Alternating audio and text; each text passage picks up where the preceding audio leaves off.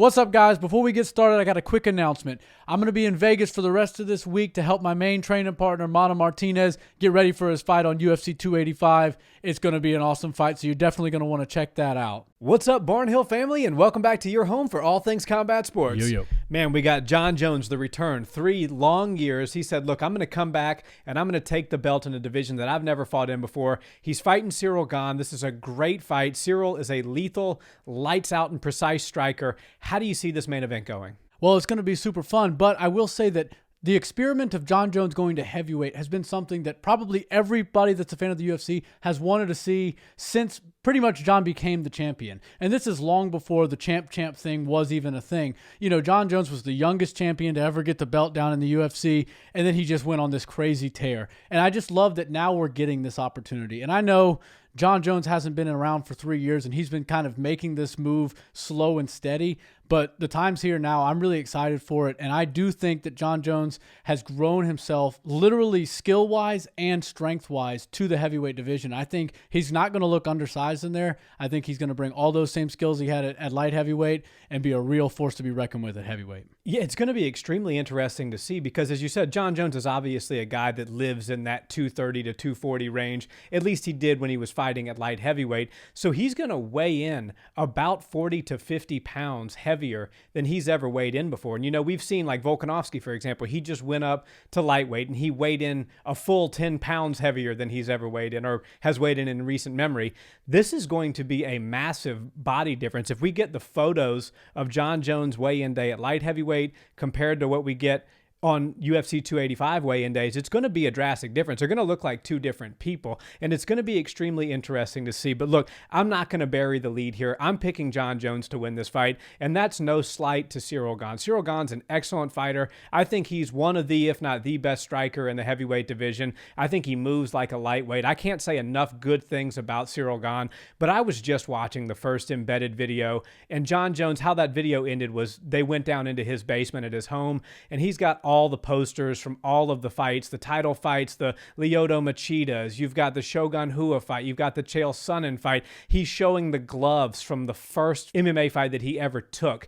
And he said, look, I don't believe that I'm only going to win. I believe that I'm going to destroy Ciryl Gane. I believe it's my destiny to win and be a fighter, and I don't think I can lose, quite frankly. And Jon Jones has always had that kind of mindset, and he's taken the proper time to get his frame and his size to light heavyweight, and obviously he's bringing his skills with him, and we'll see what new skills he's added in the last 36 months, but I'm expecting it to be quite a few new tools in the toolbox for Johnny Bones. So I think more than anything, it's the mindset of Jon Jones. He is a champion through and through. He grabbed the belt. He defended it for what felt like a decade. And Ciryl Gane, while he's very good, he's only been in one title fight that was for an undisputed belt, and he kind of fell flat in that fight. So I think Johnny Bones is going to get this done.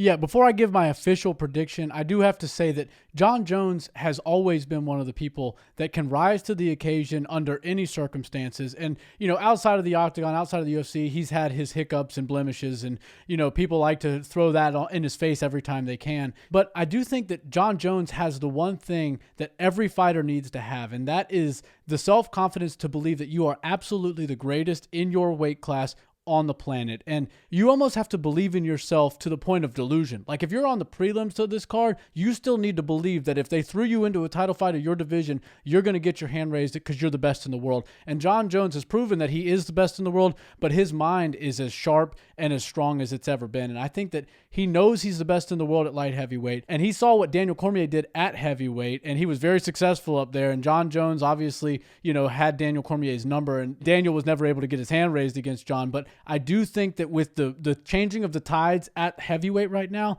we've got some fighters that are good and they can give him decent fights like Ciryl Gane, but I don't think there's anybody up at the top of heavyweight division that can actually beat Jon Jones. I do think he's the best in the world. I think that at 240, 250, whatever he winds up weighing in at, it's going to be a full, strong 240, 250. It's not going to be some guy that just took 3 years off, gained 40 pounds of fat, and now he has no gas tank or anything. He looks like he did this the right way. He got with the proper strength and conditioning coaches and really put on the weight in the best way possible while maintaining cardio and his speed and all of his durability and dexterity that he has with his striking. So for that, I'm going to go with Jon Jones, and I think he's actually going to finish Ciryl Gane.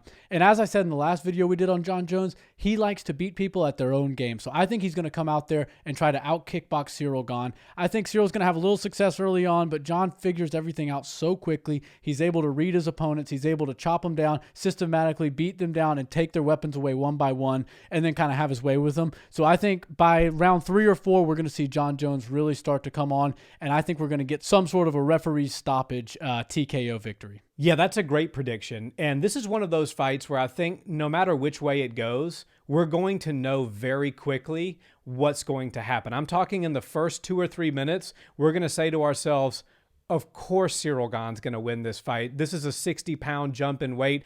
Jon's just too undersized. What were we thinking picking Jon Jones? Or the flip side of that, of course Jon Jones is going to win this fight. He's the greatest fighter to ever enter into a mixed martial arts competition, and he's defended the belt how many times? Ciryl Gane has never been able to defend a belt. What were we thinking giving Ciryl Gane even a chance in this fight? So this is a black or white type of fight for me. It is one way or the other, and I think we're going to know almost immediately. Now, you mentioned the way that Jon put the weight on, and I think that really does matter because you see, if you watch the countdown to the octagon, him with his strength and conditioning coach in the weight room, repping 315 on the bench, and his strength and conditioning coach talking about their very specific and regimented program. And then on the other side of that, there's a lot of shots of him in the pool. One thing that swimming does is it builds incredible cardio and incredible stamina. He's got really good lineup of heavyweights that are giving him hard rounds in the gym. So I don't think it's one of those things, because obviously if you go in and just do a traditional bodybuilding type workout for 3 years, yes, you can put on the 50 or 60 pounds,